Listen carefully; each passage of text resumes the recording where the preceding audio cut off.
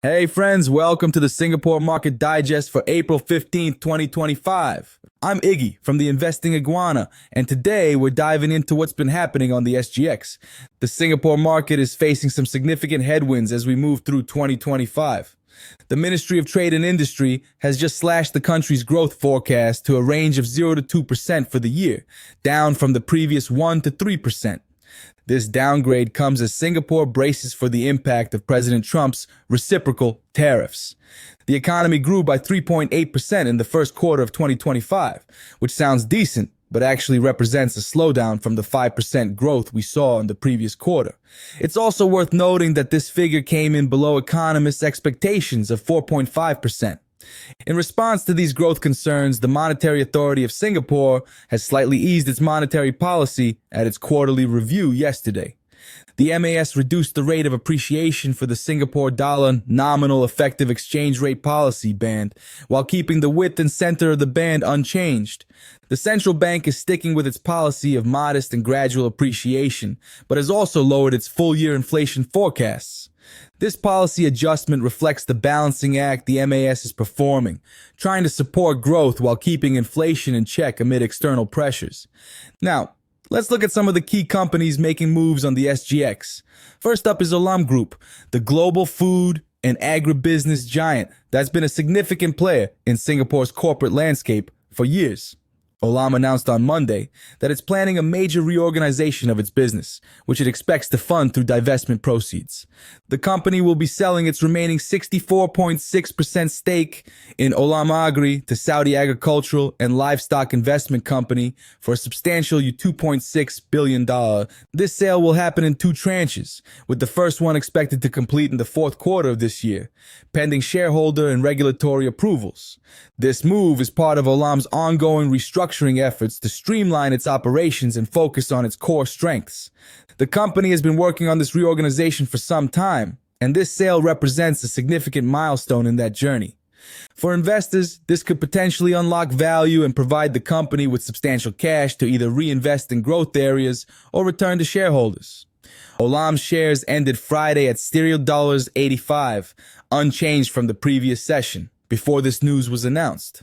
It'll be interesting to see how the market reacts to this development in the coming days. Another company that's been in the spotlight is EC World REIT, though for more concerning reasons. The REIT's manager filed an update on Monday regarding a legal dispute that's been ongoing since January. Back then, the manager revealed a troubling situation. 3 properties owned by EC World REIT had been mortgaged without the manager's consent or knowledge. These properties include Fuzhou E-Commerce, also known as FZDS, Fu Heng Warehouse, and Hengda Logistics. The unauthorized mortgages were connected to rescue funds provided by the Fuyang local government to Fortune Holdings, which is the sponsor of EC World REIT. In the latest development, the PRC court has held that the mortgage of Fuzhou E-Commerce is lawful and valid. The court's view was that FZDS's move was a legitimate decision made by an authorized body in accordance with the law and FZDS's Articles of Association.